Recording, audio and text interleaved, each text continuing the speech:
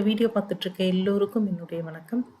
Future life சேனலில் vacancy video பார்க்கறதுக்கு முன்னாடி ப்ளீஸ் சப்ஸ்கிரைப் பண்ணிக்கோங்க. நீங்கள் சப்ஸ்கிரைப் பண்ணால் மட்டும்தான் நான் போடுற வீடியோ உங்களுக்கு உடனுக்குடனே கிடைக்கும்.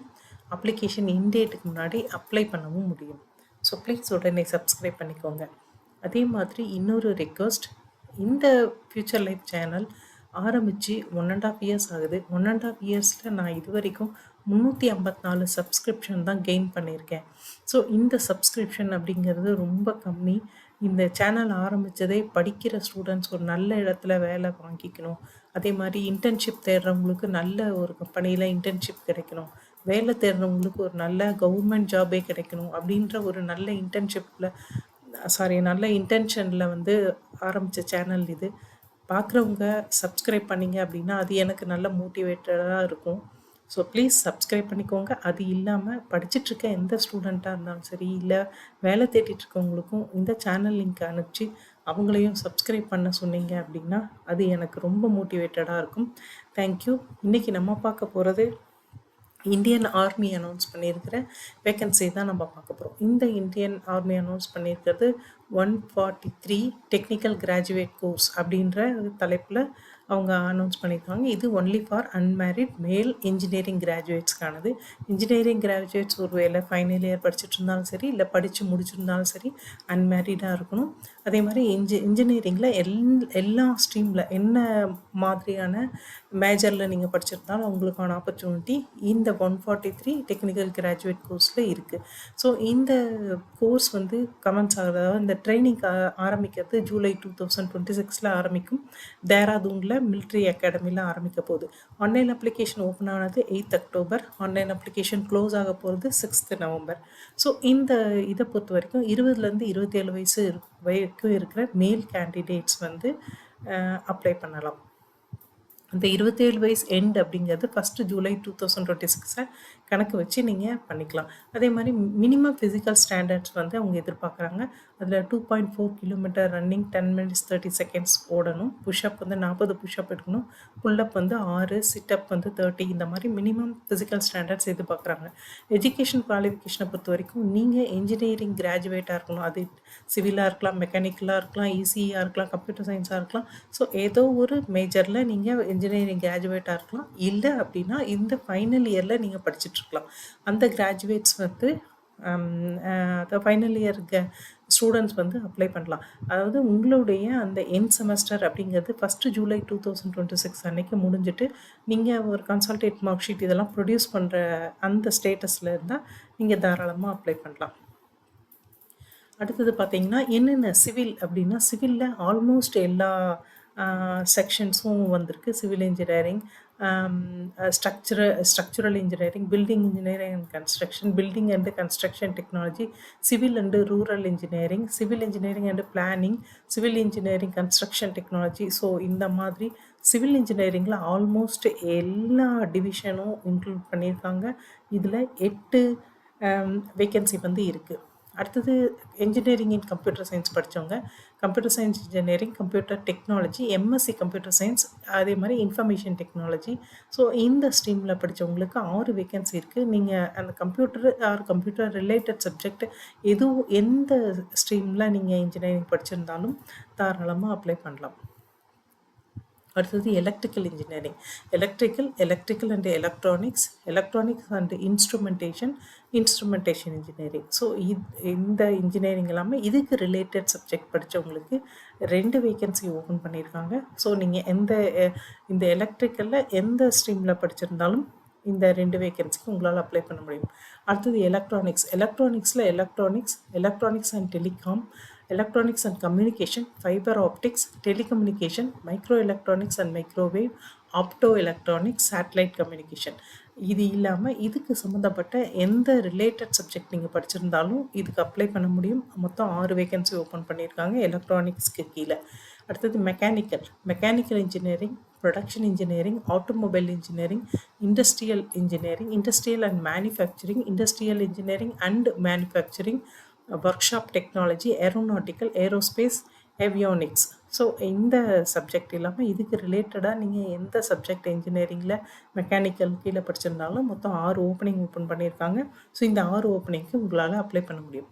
அடுத்தது மிஸ்லேனியஸ் இன்ஜினியரிங் ஸ்ட்ரீம் அப்படின்னு சொல்லிட்டு ஒரு ஹெட்டிங் கொடுத்துட்டு அதில் நீங்கள் architecture, plastic technology, remote sensing, ballistics, biomedical engineering, food technology, agriculture engineering, rubber technology, chemical engineering, transportation engineering, mining, nuclear technology, textile, metallurgy and explosive, laser technology.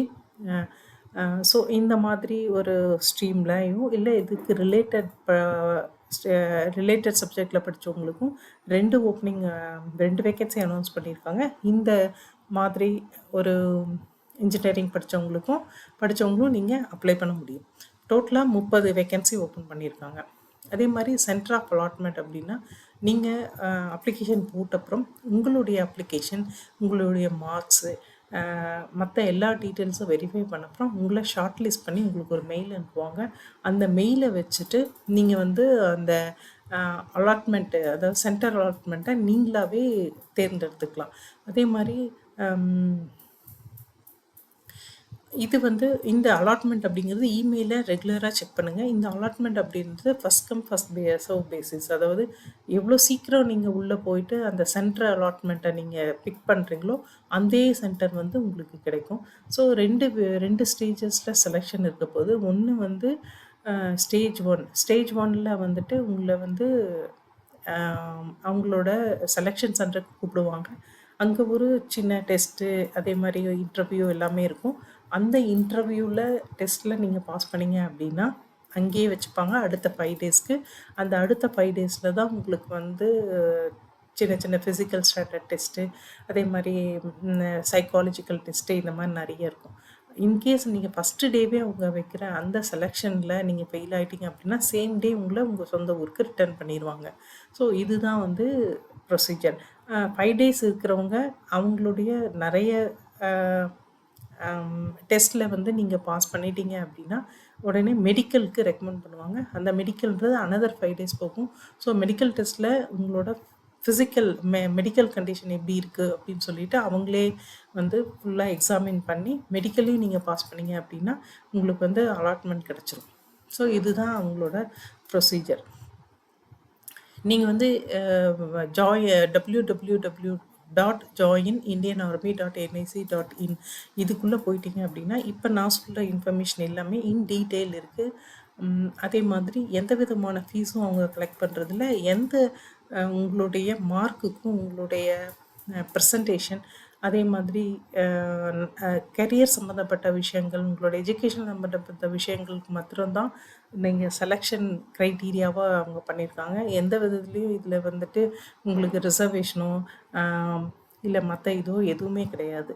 So நீங்கள் apply பண்ணும்போது உங்களுடைய education qualification எப்படி இருக்கோ, உங்களோட marks எப்படி இருக்கோ, உங்கள் performance எப்படி இருக்கோ, உங்களோட ப்ரெசன்டேஷன் எப்படி இருக்கோ அதை வச்சு மாத்திரம்தான் உங்களோட செலெக்ஷன் இருக்க போகுது.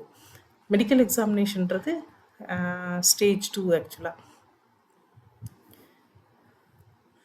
கிராண்ட் கமிஷன் அப்படின்றது ஃபஸ்ட்டு வந்து ஒரு உங்களை வந்து ஃபஸ்ட்டு அப்பாயிண்ட் பண்ணும்போது நீங்கள் உள்ளே போகிறீங்க.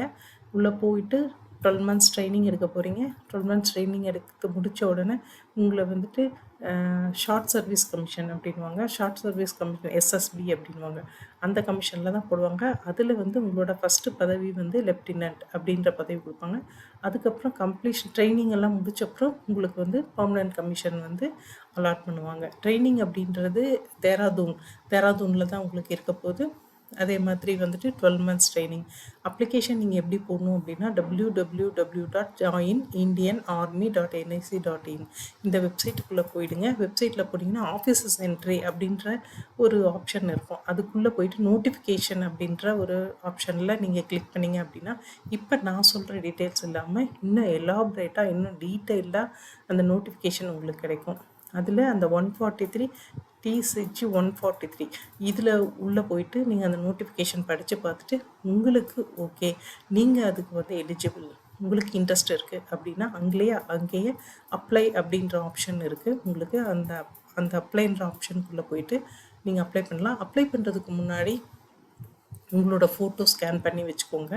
உங்களோட கையெழுத்து ஒயிட் பேப்பரில் போட்டு அதையும் ஸ்கேன் பண்ணி வச்சுக்கோங்க. லெஃப்ட் ஹேண்ட் தம்ப் இம்ப்ரெஷன் வச்சுட்டு அதையும் ஸ்கேன் பண்ணி வச்சுக்கோங்க. இது இல்லாமல் உங்களுக்கு என்ன எஜுகேஷன் குவாலிஃபிகேஷன் இருக்கோ அத்தனை சர்டிஃபிகேட்டும், அதாவது 10th 12th மார்க் ஷீட்டு, கிராஜுவேஷனில் நீங்கள் படித்து முடிச்சிருந்தா உங்களுக்கு வந்து ப்ரொஃபஷனல் டிகிரி வரைக்கும் ஸ்கேன் பண்ணி வச்சுக்கோங்க. இப்போ தான் நீங்கள் ஃபைனல் இயர் படிக்கிறீங்கன்னா இப்போது உங்களுக்கு மொத்தம் 8 செமஸ்டரில் 7 செமஸ்டர் முடிஞ்சிருக்கும், இல்லை 6 செமஸ்டர் முடிஞ்சிருக்கும். ஸோ அதுக்கான அந்த மார்க் ஷீட்ஸு அந்த விஷயங்கள் எல்லாமே ஸ்கேன் பண்ணி வச்சுக்கோங்க. வச்சுட்டு அதுக்கப்புறமா உட்காந்து இது எல்லாமே நீங்கள் அப்ளை பண்ணிடலாம் இதை வச்சு. இது இல்லாமல் ஆதார் கார்டு கண்டிப்பாக ஸ்கேன் பண்ணி வச்சுக்கோங்க. அது வந்து அப்லோட் பண்ண வேண்டியிருக்கும்.